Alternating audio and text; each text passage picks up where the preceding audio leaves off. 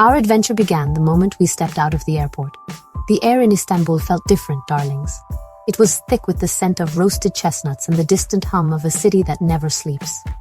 I looked at my travel companion, Leo, his eyes wide with the same thrill I felt. We were finally here, in the city where East meets West, a place brimming with stories on every corner. The taxi ride itself was a spectacle, a whirlwind of ancient walls, modern buildings, and the shimmering promise of the Bosphorus Strait just beyond our view. It wasn't just a new city.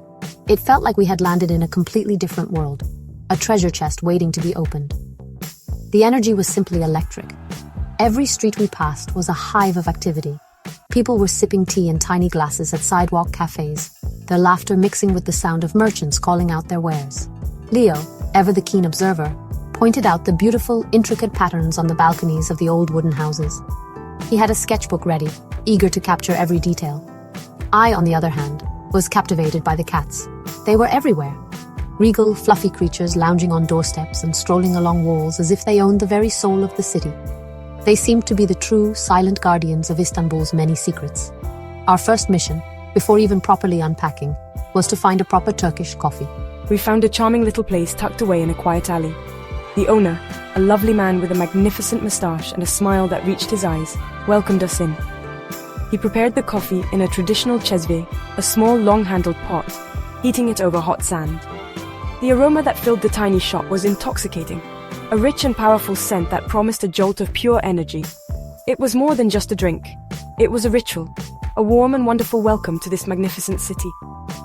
As we sipped the strong dark brew, leaving a thick sludge at the bottom of our tiny cups, we felt the last of our jet lag melt away. Leo tried to read our fortunes from the coffee grounds, a local tradition he had read about. He squinted at my cup and declared with great authority that I would have a day filled with unexpected delights and delicious food. I laughed, telling him that in a city like Istanbul, that wasn't a prediction, it was a guarantee. We were ready, our spirits high and our hearts open, to dive headfirst into the magic that awaited us. Welcome to Istanbul, my dears. May every cup bring you good luck and every street lead you to a new adventure. The next morning, we set out for the Sultanahmet district, the historic heart of Istanbul. Our first stop was the magnificent Blue Mosque. Standing before it, I was simply speechless. Its 6 minarets pierced the brilliant blue sky, and its domes cascaded downwards like a stone waterfall. We covered our heads with scarves, removed our shoes, and stepped inside. The interior was even more breathtaking. Tens of thousands of blue Iznik tiles adorned the walls and ceilings, creating an atmosphere of serene and overwhelming beauty. Light streamed through the stained glass windows, casting colorful patterns on the soft red carpet. It was so peaceful, a quiet sanctuary in the middle of a bustling metropolis. From the quiet calm of the mosque, we walked across the square to the Hagia Sophia. What a place! It has been a church, a mosque, and now a museum, and you can feel the layers of history in its very walls. We craned our necks to look up at the colossal dome, a marvel of engineering that has stood for centuries. Leo was fascinated by the mix of Christian mosaics and Islamic calligraphy side by side, telling the story of the building's complex past. He whispered to me, "Can you imagine the things these walls have seen?" It was a humbling thought, to stand in a space that had witnessed so much of human history, faith and art. After soaking in all that history, we were ready for a different kind of adventure, the Grand Bazaar. Oh my goodness, it's not just a market, it's a labyrinth, a city within a city. The moment we entered, our senses were completely overwhelmed.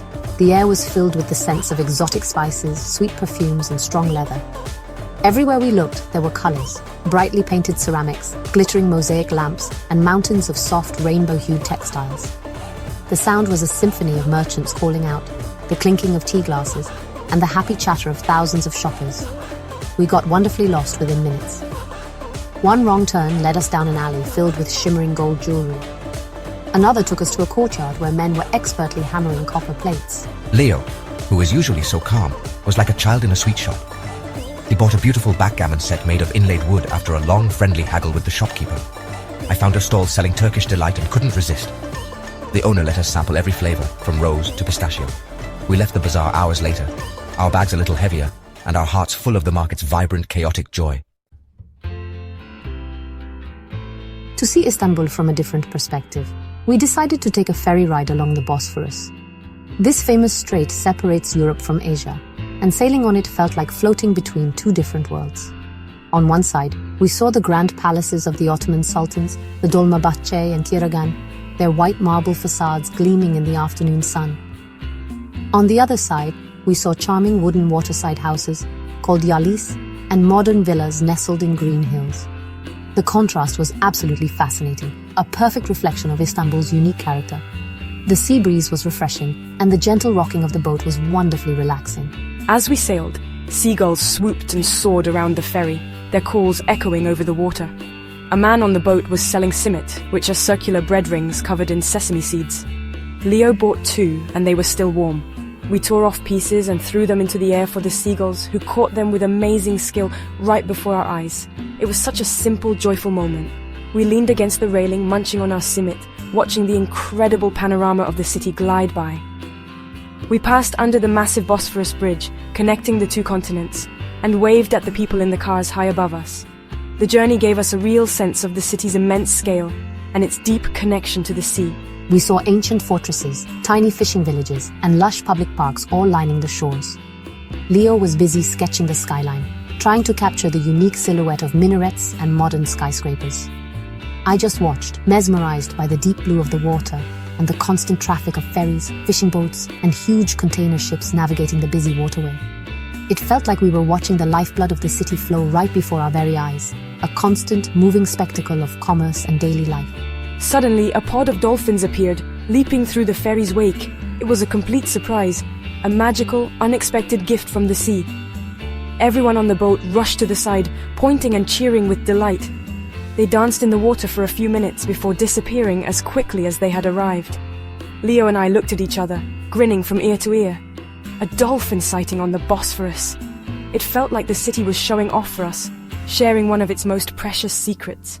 That delightful, funny moment made our wonderful boat trip absolutely unforgettable. On our last evening, we found a rooftop restaurant with a stunning view of the city. The sun was setting, painting the sky in shades of orange, pink, and purple. The call to prayer began to echo from the minarets all around us, a hauntingly beautiful melody that seemed to wrap the city in a blanket of peace. We sat there, sipping on apple tea, just taking it all in. We talked about all the things we had seen and done, from the grandeur of the mosques to the chaotic energy of the bazaar. Istanbul had been more than just a holiday. It had been a true adventure for the senses. We ordered a feast of maize, an array of small dishes that were a kaleidoscope of flavors. There was creamy hummus, smoky baba ganoush, spicy muhammara, and delicious stuffed vine leaves. Each bite was a new discovery, a taste of the rich and diverse Turkish cuisine. Leo, who is usually quite a cautious eater, tried everything with gusto. He declared the grilled halloumi cheese to be the best thing he had ever tasted, while I fell completely in love with the lentil kofte. It was the perfect meal to end our trip, sharing delicious food and happy memories. As the city lights began to twinkle below us, like a carpet of fallen stars, we shared our favorite moments. For Leo, it was the sheer history of the Hagia Sophia. He said he could have spent days just standing there, feeling the weight of the centuries. He loved the blend of cultures and the feeling of walking in the footsteps of emperors and sultans. He was already planning which historical sites he wanted to explore on our next visit, because we both knew, without a doubt, that there had to be a next visit. This city had simply captured our imaginations too completely. My favorite part, I decided, was the people. From the kind coffee shop owner to the cheerful simit seller and the cheeky bazaar merchant, everyone we met had been so warm and welcoming. There was a vibrancy and a zest for life here that was infectious. It's the spirit of the city, I said to Leo. It's ancient and modern, chaotic and peaceful, all at once. We raised our tea glasses in a toast. A toast to Istanbul, a city of endless delights, and a silent promise that we would be back very, very soon to discover more of its magic.